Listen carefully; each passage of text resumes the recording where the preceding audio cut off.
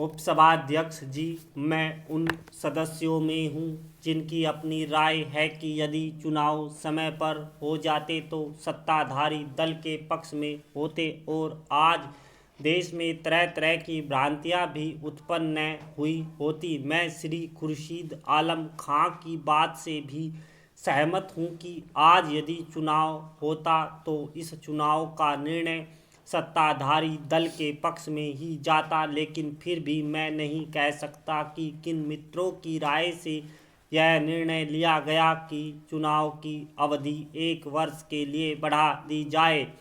इस 1 वर्ष की अवधि को बढ़ाने के लिए जैसा आज ही प्रातःकाल विधि मंत्री श्री गोखले ने युक्तियाँ दी थी और अभी यहाँ बैठे हुए कुछ और मित्रों ने दुहाई भी दी थी कि हमने जो विकास और प्रगति के कार्य प्रारंभ किए हैं उनमें किसी तरह की रुकावट न आए, इसके लिए हम चाहते हैं कि चुनाव 1 वर्ष के लिए और बढ़ा दिए जाए।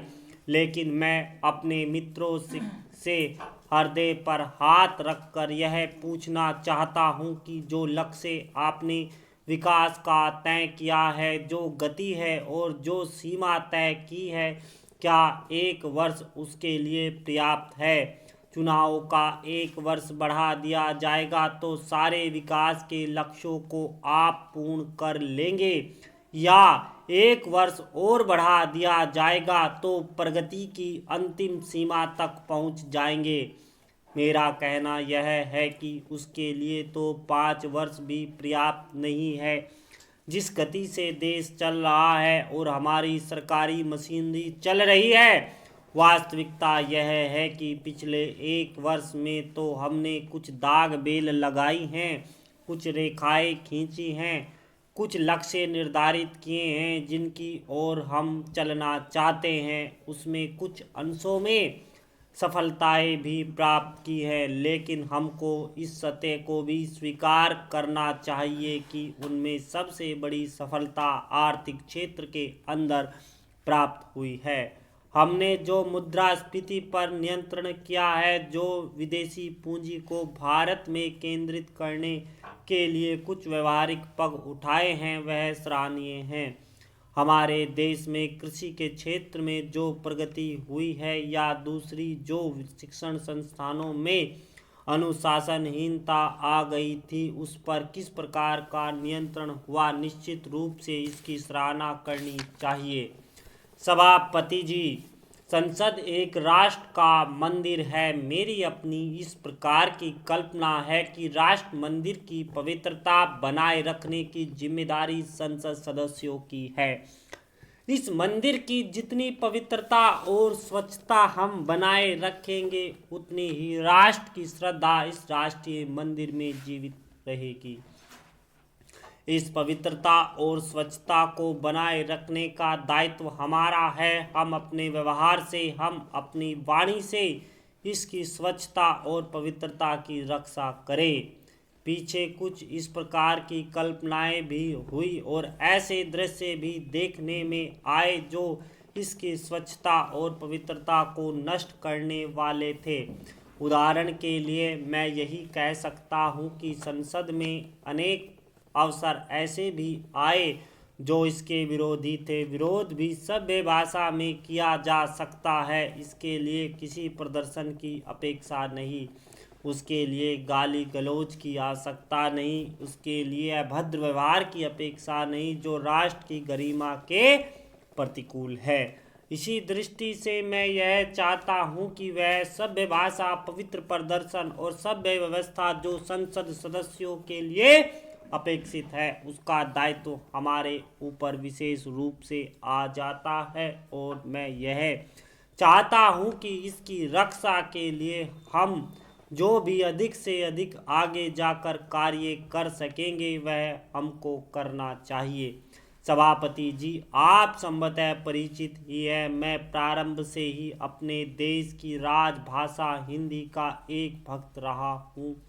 लेकिन एक ऐसा अवसर भी आया है कि जब राजेंद्र बाबू के बाद राष्ट्रपति डॉक्टर राधाकृष्णन बने और पहली बार वह संसद के संयुक्त अधिवेशन में भाषण करने के लिए आए तो कुछ सदस्यों ने निर्णय किया कि डॉक्टर राधा कृष्णन चूंकि अंग्रेजी में भाषण देंगे इसलिए हम उनके भाषण का बहिष्कार करेंगे। ऐसा हुआ भी, लेकिन मैं उन सदस्यों में था जिन्होंने इस भाषण का बहिष्कार करने की प्रक्रिया का विरोध ही नहीं किया, बल्कि लोकसभा की बैठक में भी इस बात को मैंने कहा कि राष्ट्रपति एक व्यक्ति नहीं, राष्ट्रपति सारे राष्ट्र की समन्वय श्रद्धा का प्रतीक है। अध्यक्ष महोदय, अगर किसी अधिकारी के खिलाफ विशेषाधिकार प्रस्ताव लाना संभव होता तो मैं वह प्रस्ताव लाता, लेकिन मेरा प्रस्ताव मंत्री के खिलाफ है क्योंकि गृह मंत्री के इस सदन के प्रति उत्तरदायी है।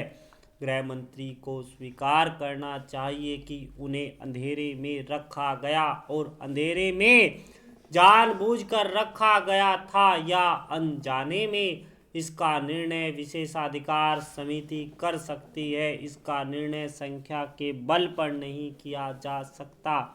सदन के सभी सदस्य इस बात को स्वीकार करेंगे कि सरकार में बैठे हुए हर एक अफसर को अपने मंत्रालय के प्रति उत्तरदायी होना चाहिए, न उन्हें कुछ पीठ के पीछे करना चाहिए, न उन्हें अपने पाप पर पर्दा डालने की कोशिश करनी चाहिए। यह मामला ऐसा है, इसमें वित्त मंत्रालय के एक बड़े अफसर ने मंत्री को अंधेरे में रखने की कोशिश की है और उसके कारण मंत्री महोदय ने सदन को अंधेरे में रखने की कोशिश की या सदन अंधेरे में रखा गया है।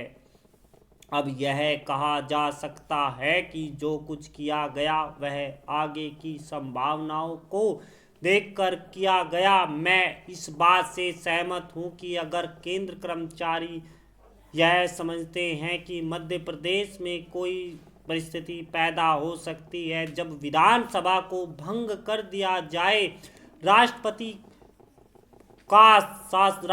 शासन लागू कर दिया जाए, तो उसके लिए तैयारी होनी चाहिए। मैं केंद्र सरकार के इस अधिकार को मानने के लिए तैयार हूं, लेकिन मैं इस तर्क को नहीं मान सकता कि इसके बारे में सदन को सूचना दी जाए। गृह मंत्री 28 तारीख को आकर कह सकते हैं कि हम भविष्य की तैयारी कर रहे हैं और इसमें हमारा कोई बुरा इरादा नहीं है, हम किसी षड्यंत्र के शिकार नहीं हैं। लेकिन गृह मंत्री ने ऐसा नहीं कहा। 31 जुलाई को उन्होंने अपनी भूल का परिमार्जन नहीं किया। आज उन्होंने जो कुछ कहा उससे इस बात की पुष्टि हो गई कि वित्त मंत्रालय के एक बड़े अधिकारी ने मध्य प्रदेश के अधिकारियों से संपर्क किया। अब यह बात कही जा सकती है कि संपर्क हमारी ओर से नहीं हुआ था, संपर्क मध्य प्रदेश के अधिकारियों ने किया था। यह बात भी कही जा सकती है कि हमने इसमें इस बात की इजाज़त नहीं दी कि वे छपे, उन्होंने खुद आगे जाकर बजट छाप दिया। लेकिन अधिकारी इस बात से इनकार नहीं कर सकता कि 22 तारीख को टेलीफोन पर उसकी वार्ता हुई। क्या उसने उस वार्ता के बारे में वित्त मंत्री को, गृह मंत्री को या प्रधानमंत्री को भी सूचना दी थी? महोदया, 23 मई को श्रीमती फूल रेणु गुहा के प्रश्नों के उत्तर में सूचना मंत्री की ओर से जो कुछ कहा गया उससे सदन में और सदन के बाहर एक अप्रिय विवाद खड़ा हो गया है। प्रश्न यह था कि क्या ऑल इंडिया रेडियो की तरफ से प्रतिवर्ष नेताजी सुभाष चंद्र बोस की जयंती 23 जनवरी को मनाने का विशेष आयोजन किया जाता? इसके उत्तर में जो कुछ कहा गया उससे पता लगा कि ऑल इंडिया रेडियो नेताजी की जयंती प्रतिवर्ष नहीं मनाता। ऑल इंडिया रेडियो के लिए नेताजी 5 वर्ष में एक बार पैदा होते हैं। प्रतिवर्ष जयंती मनाने के बजाय 5 साल में जयंती मनाई जाती है। यह भी कहा गया कि 1961 तक नेताजी की जयंती हर साल मनाई जाती थी, लेकिन बाद में किसी प्रोग्राम एडवाइजरी कमेटी की सिफारिश पर प्रतिवर्ष जयंती मनाना बंद कर दिया गया और 5 साल में एक बार जयंती मनाने का निश्चय किया गया। इसके उत्तर में सदन में उत्तेजना फैली है, उत्तेजना देश में भी फैल रही है, सभाएं हुई हैं, प्रस्ताव पास किए गए। कलकत्ता कॉरपोरेशन ने जो भी उत्तर दिया गया उसके खिलाफ एक प्रस्ताव पास किया गया और महोदया, उत्तेजना फैलना स्वाभाविक है। नेताजी का हमारे हृदय में बड़ा महान स्थान है। मंत्री महोदय ने उत्तर देते समय कहा कि शासन के लिए, सत्तारूढ़ दल के लिए भी नेताजी एक महान व्यक्ति हैं, लेकिन आकाशवाणी ने जो निर्णय किया है उससे इस बात की पुष्टि नहीं होती कि उत्तर में कहा गया है कि केवल 3 व्यक्ति ऐसे हैं जिनकी जयंती प्रतिवर्ष मनाई जाएगी और बाकी के महापुरुषों को दूसरी पंक्ति में बैठा दिया गया। वे महापुरुष महात्मा गांधी, पंडित जवाहरलाल नेहरू और श्री लाल बहादुर शास्त्री, इन तीनों की महत्ता में किसी को संदेह नहीं हो सकता, लेकिन नेताजी सुभाष चंद्र बोस, सरदार वल्लभ भाई पटेल, लोकमान्य तिलक, लाला लाजपत राय, सरदार भगत सिंह, डॉक्टर राजेंद्र प्रसाद, हमारे भारतीय गणराज्य के प्रथम राष्ट्रपति इस पहली पंक्ति में स्थान नहीं पाए, इसका कोई औचित्य नहीं।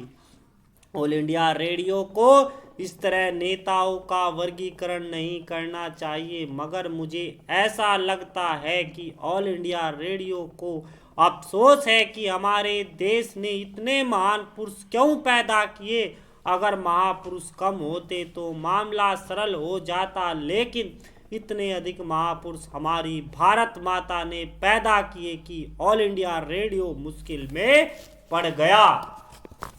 देखो सर, जल्दी आ जा भाई, टाइम नोट कर जल्दी भाई। ये